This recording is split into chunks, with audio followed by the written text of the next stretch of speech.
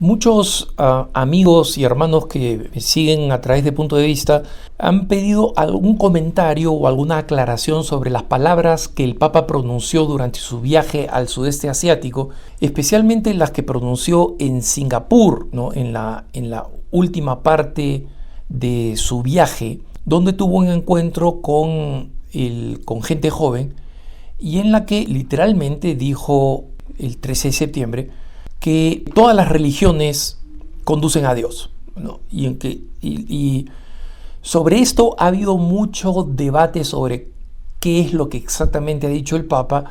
El Papa habló en italiano y sus expresiones en italiano son inconfundibles. Claramente dijo todas las religiones llevan a Dios y él dijo voy a utilizar una metáfora o una imagen. Y así como existen distintas lenguas, distintos idiomas, distintos lenguajes, todos usan una forma distinta y expresan una misma idea de distintas formas, ¿no? Y obviamente hay que dejar aquí algunas cosas en claro para que se ponga fin, digamos, al debate sobre qué es exactamente lo que dijo el Papa y cuánto estas verdades están en contra de la doctrina, etc. Primero, está claro que el Papa dijo lo que dijo. Especialmente en el inglés, el Vaticano ha intentado como 2 o 3 distintas traducciones, presentando distintas traducciones. La primera fue directamente del traductor en simultáneo, que iba hablando en inglés mientras el Papa hablaba en italiano, que dijo exactamente eso. La segunda fue una publicación oficial, entre comillas, donde matizaba estas cosas diciendo que las religiones todas eran caminos que intentaban llegar a Dios, es decir, dejando en claro que todos son esfuerzos, ¿no? Pero que no tienen la misma igualdad, el mismo valor, la misma importancia. Y sin embargo, el Papa dijo lo que dijo, es decir, sí dijo que todas las religiones llevan igualmente a Dios. Eso es lo primero, lo dijo. En segundo lugar, ¿esta es una doctrina católica legítima? No, absolutamente no. Existen documentos de la Iglesia muy claros y que nadie puede relativizar, porque incluso siendo el Papa Francisco el pontífice, ¿no? y la suprema autoridad, en este diálogo informal, lo que el Papa estaba diciendo no puede de ninguna manera ser considerado como magisterio, es decir, como enseñanza ordinaria que sobrepasa documentos existentes de la Iglesia. El último de ellos, un documento de la Congregación para la Doctrina de la Fe, cuando el entonces cardenal Ratzinger era el prefecto Dominus Jesus, ¿no? Donde el documento estaba dedicado específicamente para dejar en claro que los cristianos creíamos y estábamos convencidos que Jesucristo no dijo yo soy un camino, una verdad y una vida, dijo yo soy el camino, la verdad y la vida. Y con consecuencia, la revelación de Jesucristo cambia completamente el escenario de las religiones en el mundo y la constituye en la única religión a través de la cual la humanidad puede legítimamente salvarse. Miren, sobre esto hay muchos matices. Recordemos que existe el bautismo de sangre, el bautismo de deseo, existen formas misteriosas de incorporarse a la única iglesia, pero que la salvación solamente viene a través de la iglesia y en consecuencia todas las religiones no son iguales, sino que existe una clara superioridad que no hace que la revelación cristiana y específicamente la Iglesia Católica sea más importante. No, la hace ser el único camino. Y en consecuencia, la afirmación de fuera de la iglesia no hay salvación, una enseñanza de valor dogmático, sigue siendo vigente. Entonces, está claro, el tema aquí es cuánto se debe escandalizar una persona por estas palabras del Papa. Y aquí quiero tomar la reflexión de un sacerdote muy sabio, que fue misionero por muchos años en El Salvador y que ahora es un monseñor de parroquia en Estados Unidos, y que hace un esfuerzo para tratar de explicar de dónde viene esta expresión y cómo debemos interpretarla o podemos interpretarla. No digo debemos porque al final, sobre las opiniones que estas expresiones tienen, la gran mayoría de católicos ya han tomado una decisión, ¿no? Los que son extremadamente críticos del Papa encuentran en estas palabras, que son erradas efectivamente desde el punto de vista de la doctrina, mayor razón para seguir diciendo o cuestionar la legitimidad del Papa, etc. Y quienes reconocemos la autoridad suprema del Papa, entre muchos de ellos existe una confusión y un deseo de tratar de encontrar una explicación. Este misionero que se llama Richard Antal, Monseñor Richard Antal, escribió recientemente en Crisis Magazine, prácticamente apenas se produjo este episodio, una reflexión muy interesante sobre la que quiero basarme y sobre la que quiero añadir un poco más de contexto, ¿no? El Monseñor Antal comienza recordando lo que San Ignacio de Loyola, el fundador de los jesuitas, decía respecto de las opiniones que daban los demás, especialmente después de que fue investigado por la Inquisición sobre sus ejercicios espirituales, ¿no? Y estas son las palabras que están en los ejercicios espirituales, en el texto número 22 de sus ejercicios espirituales. Y él dice, San Ignacio de Loyola escribe, debemos presuponer que todo buen cristiano debe estar más dispuesto a poner una buena interpretación en las palabras del prójimo antes que condenarlas. Más aún, si un buen cristiano no puede interpretar las expresiones del prójimo de una manera favorable, uno ante todo debe preguntarle qué es lo que quieres decir. Es decir, darle a la persona la oportunidad de explicarse, ¿no? Y si es que lo que la persona quiere decir todavía está mal, está equivocado, dice San Ignacio, uno debe corregir a la persona con amor, y si eso no es suficiente, debe buscar toda forma apropiada a través de la cual,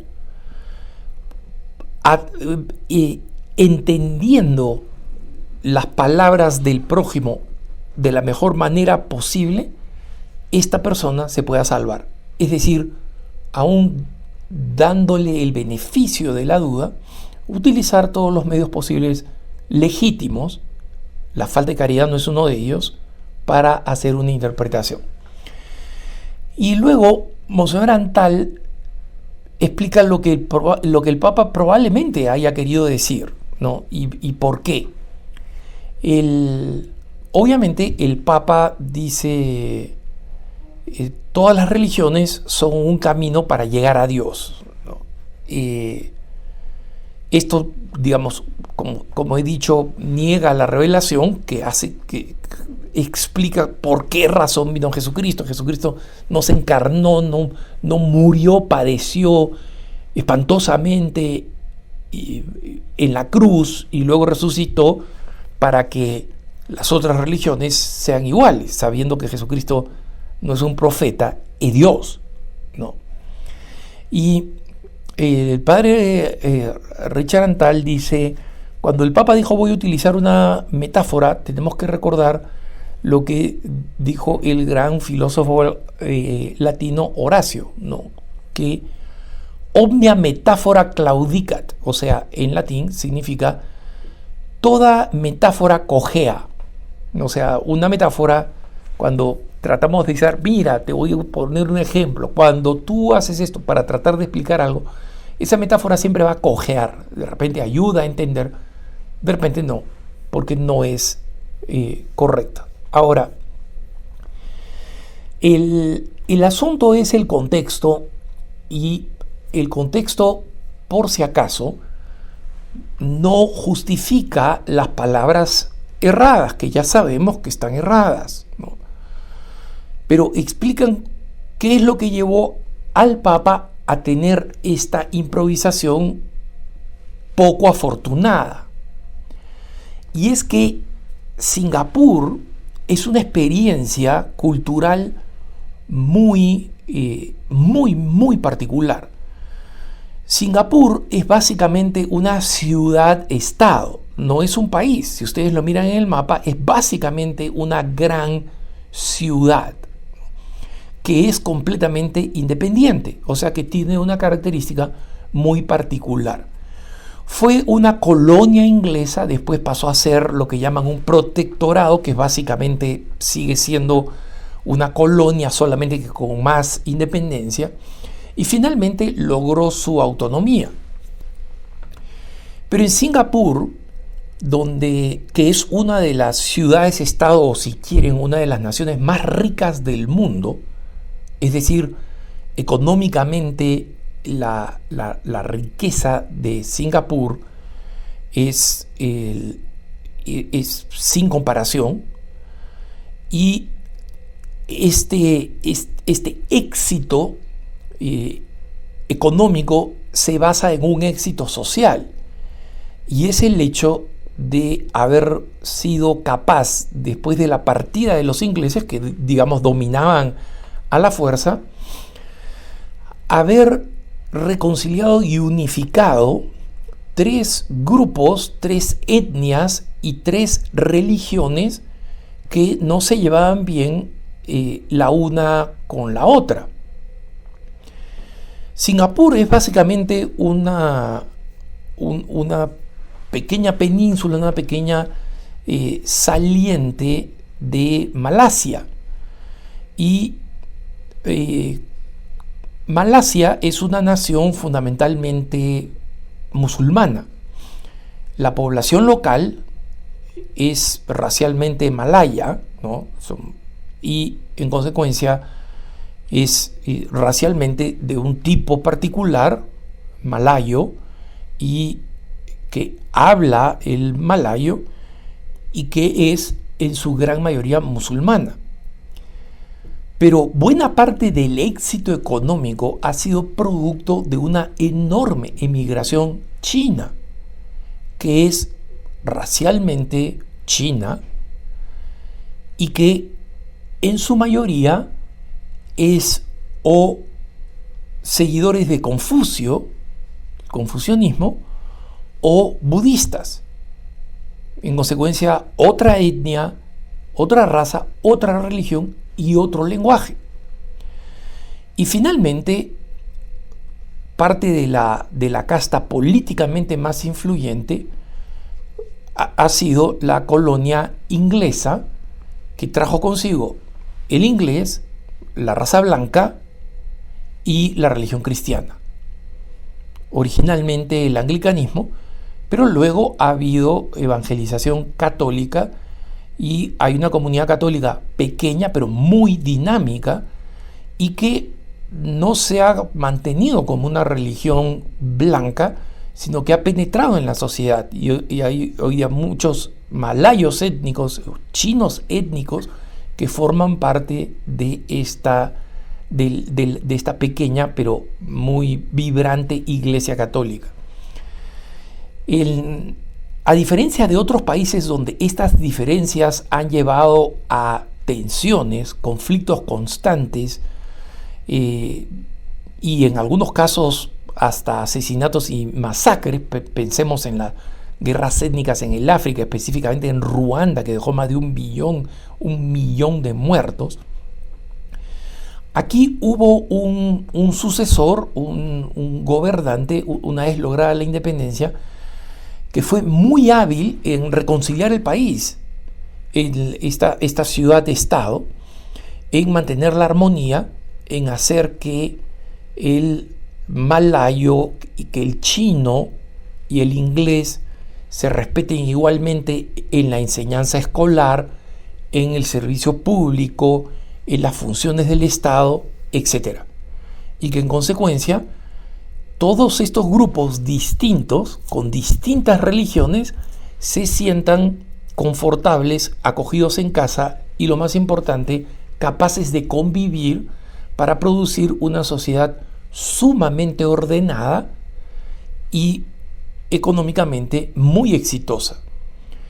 Entonces, el Papa básicamente estaba llegando ya al final de su larguísimo viaje, el más largo de su pontificado, a una ciudad-estado que se caracteriza por ser un raro ejemplo en el mundo de esta mutua aceptación. Y en consecuencia, siendo el líder de la comunidad más pequeña, que es la católica desde el punto de vista de la religión, él muy claramente ha querido asegurarse que mantiene esta coexistencia de la manera más sólida posible. Y obviamente hablando con líderes y con jóvenes malayos, singapureanos, que son muchos de ellos malayos, otros de ellos chinos, y un grupo minoritario de raza blanca, que en su gran mayoría son o musulmanes o confucianistas o budistas, que este equilibrio ejemplar, pero todavía delicado, es decir, los gobernantes malayos siguen caminando, de Singapur, siguen caminando con mucho cuidado para mantener este equilibrio, ¿no? Porque el hecho de que exista esta armonía no significa que estos distintos grupos se estimen realmente, ¿no? La etnia malaya siente que los blancos fueron unos invasores, colonizadores, y en cierto sentido los británicos lo fueron, y que los chinos son, digamos, un grupo extranjero, foráneo, que se ha beneficiado más que los locales por distintas razones, porque son más hacendosos, porque son más trabajadores, porque tienen una ética particular, pero que de alguna manera constituyen los ciudadanos financieramente más exitosos, ¿no? Entonces hay un cierto disgusto ahí, existen unas ciertas tensiones, y en consecuencia mantener este equilibrio es muy importante. Si llega la cabeza universal de la pequeña Iglesia Católica y dice algo que desestabiliza este consenso, entonces no solamente está afectando la convivencia en una ciudad-estado, sino potencialmente afectando, poniendo en riesgo el bienestar, la aceptación de la pequeña Iglesia Católica en Singapur. Una vez más, estoy explicando el contexto siguiendo la recomendación de San Ignacio de Loyola de interpretar lo mejor del prójimo, y dejando en claro lo que ya he dicho. Las palabras del Papa fueron las que fueron, y esto no es correcto, pero de ahí concluir que eso es lo que cree el Papa, que la cabeza de la Iglesia, que el vicario de Cristo en la tierra cree eso, es errado. El Papa ha demostrado múltiples veces a través de su prédica, de los documentos y de su mismo gobierno de la Iglesia, que la Iglesia es el sacramento de salvación y que Él es el vicario de Cristo, que Él es Pedro, ¿no? Que Él es el obispo de Roma, y en consecuencia el llamarlo herético no es correcto, porque la herejía significa certeza, es decir, estar convencido que lo que está diciendo es lo correcto, contrario a la Iglesia Católica, y contumacia, es decir, perseverancia, es decir, no estoy dispuesto a cambiar esta opinión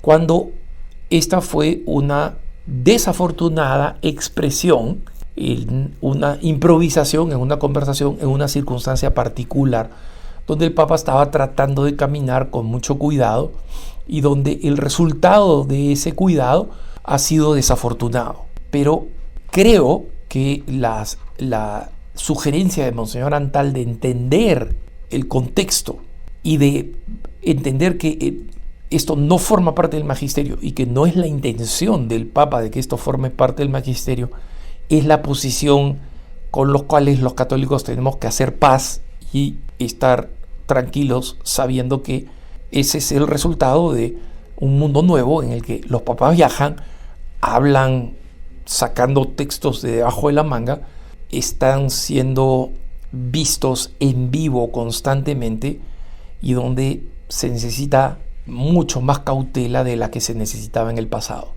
Que tengas un buen día.